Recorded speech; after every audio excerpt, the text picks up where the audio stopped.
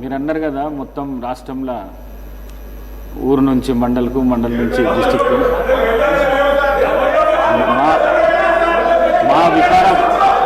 మా వికారాబాద్ జిల్లా లోపట రోడ్లు లేక పిల్లనిచ్చే పరిస్థితి లేదు.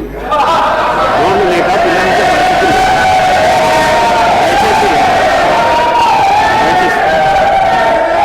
అధ్యక్ష, ఇది అన్నిటి కూడా డబ్బులు రోడ్లు అయినాయి. నేను ఛాలెంజ్ అధ్యక్ష, రాజీనామా చేస్తాను. పాత మండలాలు అంటే ఈ మధ్య కొత్తగా ఏర్పడిన మండలాలు మినహా పాత మండలాలు, రాష్ట్రంలో ఉండే అన్ని పాత మండలాలకు డబుల్ రోడ్ బీఆర్ఎస్ ప్రభుత్వం వేసింది. సరే, మీరు చెప్పింది వాస్తవం. గత కాంగ్రెస్ ప్రభుత్వంలో రోడ్లు లేక పిల్లనియని పరిస్థితి ఉన్నమాట మాత్రం వాస్తవం. అయితే అధ్యక్ష, నేను సరే రోడ్ల మీద చర్చ పెట్టండి అధ్యక్ష, డీటెయిల్గా మాట్లాడదాం. Let us discuss on finance.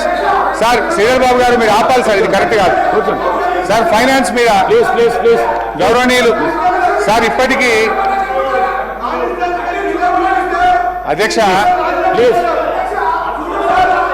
అధ్యక్ష ఇదే కోమటిరెడ్డి వెంకటరెడ్డి గారు యాదాద్రి కలెక్టర్ ప్రారంభోత్సవంకి వచ్చినప్పుడు ప్రెస్లో మాట్లాడిండ్రు. ఇది పక్క రాష్ట్రాల సచివాలయాల కంటే మన కలెక్టరేట్ అద్భుతంగా ఉందని మాట్లాడిన విషయాలు కూడా గుర్తు చేస్తున్నారు అధ్యక్ష. ఇకపోతే అధ్యక్ష, ఇప్పటి వరకు వెంకటరెడ్డి గారు 4 సార్లు, ఎల్ఏ మినిస్టర్ గారు 4 సార్లు, భట్టి గారు 1 సారి, మొత్తం 9-10 సార్లు డిస్టర్బ్ అయింది అధ్యక్ష. నాకు కొద్దిగా డిస్టర్బ్ కాకుండా చూడండి అధ్యక్ష.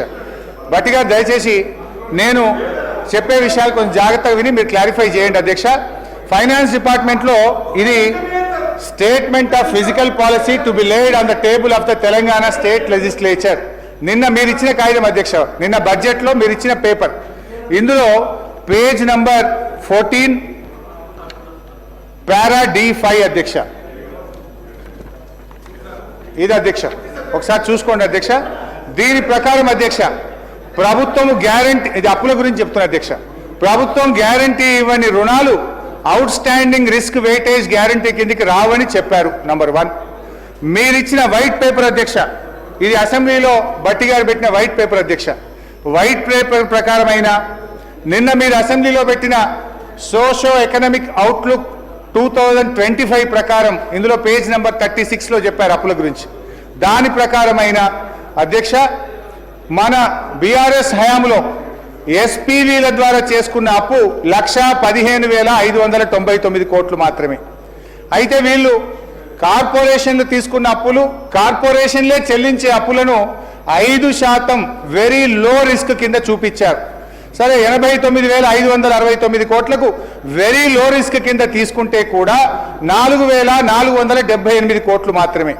అంటే మీరు చెప్పినటువంటి ఈ బడ్జెట్ బుక్ ప్రకారం, ఫిజికల్ మేనేజ్మెంట్ కింద మీరు చెప్పిన దాని ప్రకారంగా, ఫామ్ D5 ప్రకారంగా బీఆర్ఎస్ ప్రభుత్వం యొక్క ఎస్పీవీల ద్వారా చేసిన అప్పు 1,20,077 కోట్లు మాత్రమే. ఇకపోతే బీఆర్ఎస్ 5 ఏళ్ల కాలంలో చేసిన FRBM అప్పు 3,01,897 కోట్లు. అంటే దీనికి కార్పొరేషన్ అప్పు కూడా జత చేస్తే మొత్తం బీఆర్ఎస్ ప్రభుత్వ హయాంలో చేసిన అప్పు 4,22,674 కోట్లు. ఇదే సభలో పోయినసారి అప్పుల మీదనే మాట్లాడుతూ 4,17,000 మాత్రమే చెప్పాను. ఇప్పుడు 4,22,000 ఎందుకు తీసుకున్నా? సరే, మీరు నిన్న పెట్టినటువంటి ఈ స్టేట్మెంట్ ఆఫ్ ఫిజికల్ పాలసీలో 5% రిస్క్ ఉంటుంది అన్నారు కనుక అది కూడా కలిపితే 4,22,000 కోట్లు మాత్రమే బీఆర్ఎస్ ప్రభుత్వం చేసిన అప్పు. నేను ఈ డాక్యుమెంట్ కూడా బట్టి గారికి పంపిస్తే, ఈ స్టేట్మెంట్ కూడా వారు చూసి క్లారిఫికేషన్ ఇవ్వమనండి అధ్యక్ష.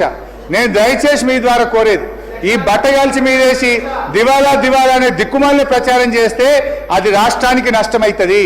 కేవలం బీఆర్ఎస్ మీద బురద అనే ఉద్దేశంతో అప్పుల లెక్క చూపొద్దని ముఖ్యమంత్రి గారు, ఇతర మంత్రులు, ఫైనాన్స్ మినిస్టర్ గారిని మనవి చేస్తున్నా.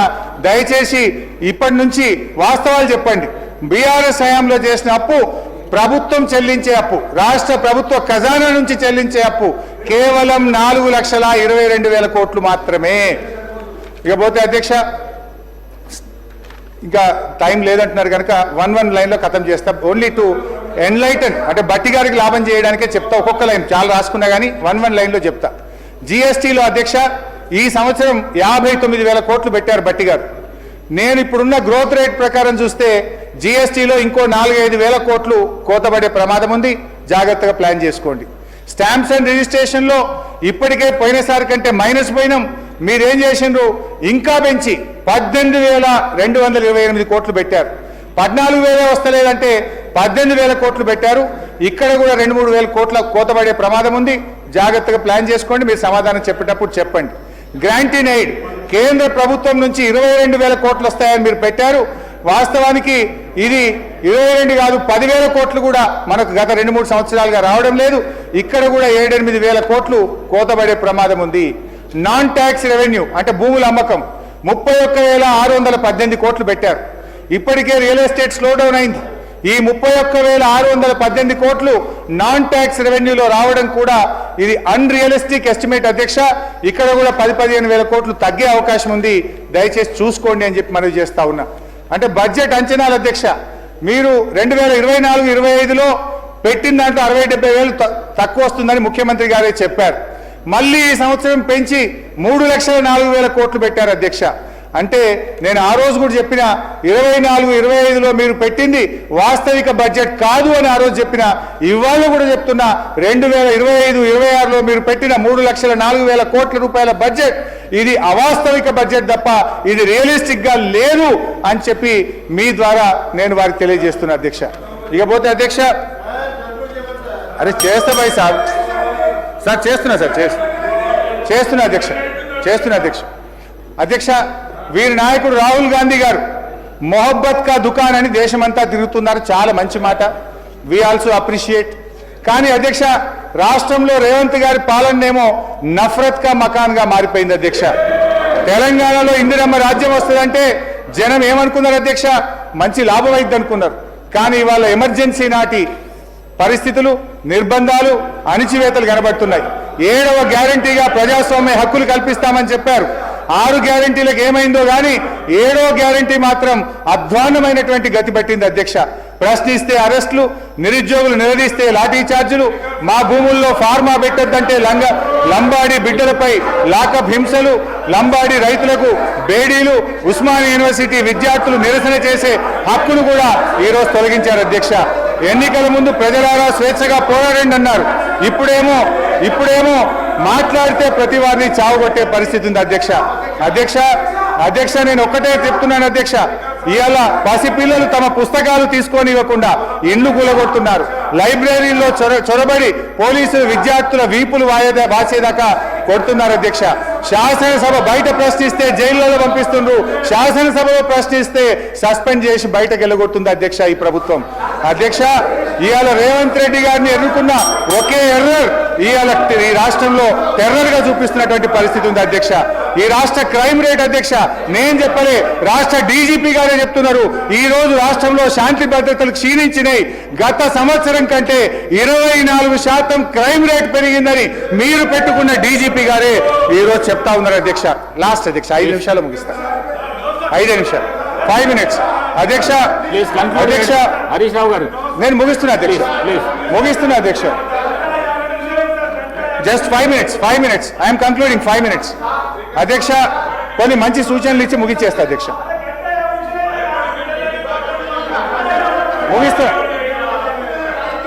ముగిస్తా అధ్యక్ష. కొంచెం అధ్యక్ష ఈ బడ్జెట్ రేవంత్ రెడ్డి గారు, భట్టి గారు కలిపి నిర్మించిన గాలి మేడల బడ్జెట్ అధ్యక్ష. ఎన్నికల ముందు పాతాల భైరవి, నరుడా ఏమి నీ కోరిక, ఎన్నికల తర్వాత పాతాల భైరవి, నన్నేం అడగద్దు నాకేం తెలియదు అధ్యక్ష. ఈ కాంగ్రెస్ ప్రభుత్వం ఇవాళ బడ్జెట్లో ప్రతిపాదనలు జోరుగా ఉంటున్నాయి, హామీలు అమలుకు వచ్చేసరికి నీరు గారిపోతున్నాయి అధ్యక్ష. డిసెంబర్ 9, 2023 నాటికి చేస్తానన్న హామీలు మరి ఎన్ని డిసెంబర్లు దాటాయో మాకైతే అర్థమైతలేదు అధ్యక్ష. రావాల్సిన డిసెంబర్ అసలు వస్తుందో రాదో అనుమానాలు ఇవాళ కలుగుతా ఉన్నాయి అధ్యక్ష. ఊకదంపుడు ఉపన్యాసాలు, ఉత్తర కుమార ప్రగల్భాలు అధ్యక్ష. వ్యక్తిగత దూషణలతో మార్చురి కంపు కొడుతున్న ఈ సీఎం గారి హేయమైన ప్రసంగాలను వినలేకపోతున్నారు అధ్యక్ష. చెవులకు చిల్లులు పడుతున్నాయి కానీ చేయూత పెన్షన్లకు చిల్లిగవ రావడం లేదు అధ్యక్ష. ముఖ్యమంత్రి గారు ఇదే అసెంబ్లీలో అధ్యక్ష ఏమన్నారు అధ్యక్ష? ఒక్కనొక్కని తోడుకలు తీస్తా, బట్టలిప్పి రోడ్డు మీద తిప్పుతాని ఈ సభలో ముఖ్యమంత్రి గారు చెప్పారు అధ్యక్ష.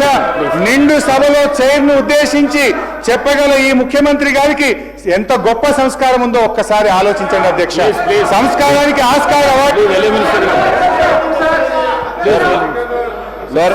ఆల్మోస్ట్ 2 గంటలు మాట్లాడారు హరీష్ రావు గారు.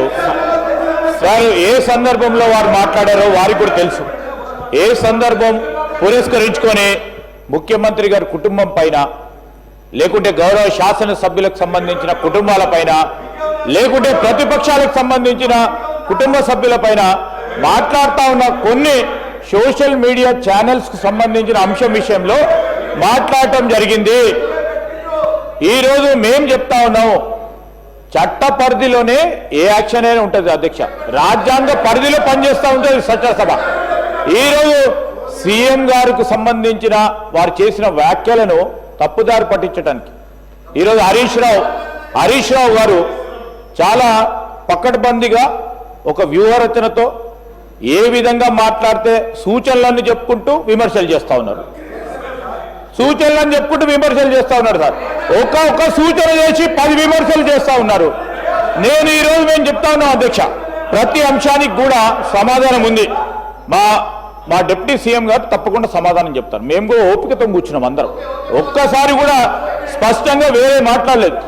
మేము సభా సమయానికి సంబంధించిన అంశం విషయంలో మాట్లాడుతూ ఉన్నప్పుడు ఎందుకు సార్ సబ్జెక్ట్ ఉంటే సబ్జెక్ట్ మేము మాట్లాడి క్లోజ్ చేయమని చెప్పండి సార్. క్లోజ్ అయిపోయి 2 అవర్స్ అవుతుంది సార్. ఇది సార్ మొట్టమొదటిసారి మాకు ఎప్పుడైనా 2 అవర్స్ ఇచ్చినా సార్ అక్కడ కూర్చుంటే, మాకు ఎప్పుడైనా 2 అవర్స్ ఇచ్చినా మాకు 1 అవర్ కూడా ఇవ్వలే, 10 నిమిషాలు కూడా ఇవ్వలే, 10 నిమిషాలు కూడా ఇవ్వలేదు సార్. అక్కడ కూర్చుంటే మేము అదే సీట్లో కూర్చున్నాం. నేను, భట్టి గారు, సీతక్క గారు, జగ్గారెడ్డి గారు, మా పోడం వీరన్న గారు, మా రాజగోపాల్ రెడ్డి గారు. ఒక్క 5 నిమిషాలు ఇస్తే 10 నిమిషాలు ఇంటరప్షన్స్ వస్తున్నాయి. 2 అవర్స్ ఇచ్చి మీరు పెద్ద హృదయంతో, మేము కూడా పెద్ద హృదయంతో మీరు ఇచ్చే సూచనలు విందామని ఆలోచన చేస్తే ఇష్టారాజ్యం విమర్శలు చేస్తూ పోతా ఉన్నారు అధ్యక్ష. దయచేసి వారికి ఇచ్చిన సమయం ఎక్కువ తీసుకున్నారు. క్లోజ్ చేసి మా గౌరవ సభ్యులు చాలా మంది కూడా మాట్లాడుతుంది అధ్యక్ష. దయచేసి వారికి మా సంఖ్య ప్రకారం మాట్లాడతారు. హరీష్ రావు గారు 1 మినిట్. సభానాయకుడు సభలో లేనప్పుడు ప్రస్తావించడము సరైన పద్ధతి కాదు. ఒకటి. రెండవది, ఈ చర్చ బడ్జెట్కు సంబంధించిన చర్చ కాబట్టి ఇతర అంశాలను తీసుకురాకుండా దయచేసి ఈ సభా మర్యాదలను కాపాడండి. ప్లీజ్ కన్క్లూడ్ చేయండి. Thank you speaker sir. అంటే నేను కూడా ఏం ఆరోపణలు చేయలేదు అధ్యక్ష. వారు సభలో అన్న మాటను ఉచ్చరిస్తూ మాట్లాడాను. సంస్కారం అనేది ఎంత గొప్పగా ఉందని చెప్పే ప్రయత్నం చేసిన.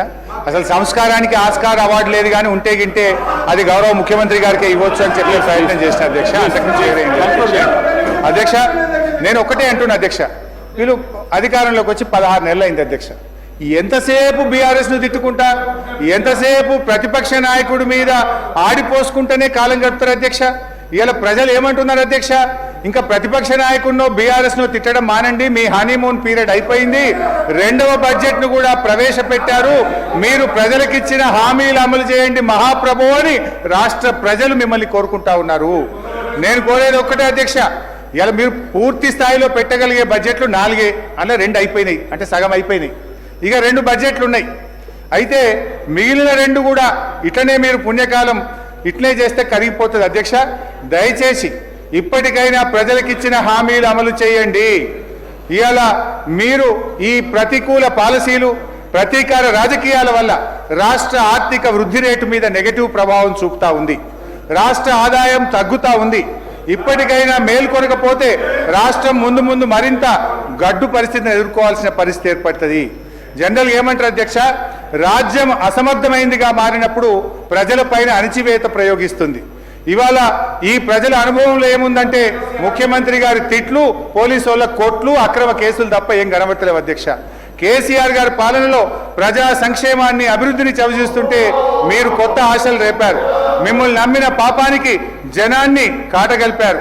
వైకుంఠపాలిలో పెద్దపాము మింగినట్టు అయిపోయింది అధ్యక్ష. ఆ మార్పు ఏమిటో జనానికి తెలిసిపోయింది. జనం తీర్పు ఏమిటో ఓట్ల రూపంలో తెలవడానికి ఇక కొంత సమయం మిగిలింది అధ్యక్ష. ఒకటే నిమిషం అధ్యక్ష, 1 మినిట్ ప్లీజ్. ఒకటే నిమిషం అధ్యక్ష. ఒక చిన్న కథ చెప్పిన ఉపన్యాసాన్ని ముగిస్తా అధ్యక్ష. ఓన్లీ 1 మినిట్ అధ్యక్ష. పంచతంత్రంలో చిన్నయ్య సూరి గారు చెప్పిన కథ అధ్యక్ష. ఇది పంచతంత్రంలో చిన్నయ్య సూరి గారు చెప్పిన కథ అధ్యక్ష. ఒక నక్క ఆహారాన్ని వెతుకుంటూ ఊర్లోకి వచ్చిందట అధ్యక్ష. అక్కడ రజకులు ఉపయోగించే నీలి రంగు ఉన్న తొట్టిలో పడిపోయింది. ఆ నక్కకి ఏమైపోయింది, ఆ తొట్టిలో పడితే ఆ నక్క ఒంటి నిండా నీలి రంగు అంటుకున్నది. ఆ నీలి రంగు అంటుకున్న తర్వాత అది మళ్ళీ అడవిలోకి పోయింది. ఇదేదో కొత్త జంతువు అనుకొని అడవిలో ఉన్న జంతువులన్నీ భయపడ్డాయట అధ్యక్ష. ఈ నక్క కూడా ఇదేదో బాగుంది, అందరు నాకు భయపడుతుందని నేను దేవుడు పంపిన దూతను ఈ రోజు నుంచి నేనే మీకు రాజును అని ఆ నక్క అన్నదట అధ్యక్ష. జంతువులు భయంతో అంగీకరించాయి. ఆ నక్క జంతువులను అనేక రకాలుగా కష్టపెట్టే భరించాయి అధ్యక్ష. ఒకరోజు ఆ నక్క పెద్ద సభ పెట్టింది, కొత్త చట్టాల గురించి చెప్తుంది. అంతలోనే పెద్ద వర్షం పడి ఆ నక్క అంటిన నీలిరంగంతా కరిగిపోయింది. నక్క నిజస్వరూపం బయటపడ్డది. మాయ మాటలతో మారువేషాలతో పెట్టే భ్రమలు ఎక్కువ కాలంలో నిలవదు అన్నది ఆ యొక్క నీతి సూత్రం అధ్యక్ష. వీళ్ళ మాయ మాటలు కూడా ఎక్కువ కాలం నిలవవు. వీళ్ళ మాటలు, వీళ్ళ యొక్క నీతి ఈ రాష్ట్ర ప్రజలకు అర్థమైపోయింది. జై తెలంగాణ, జై కేసీఆర్.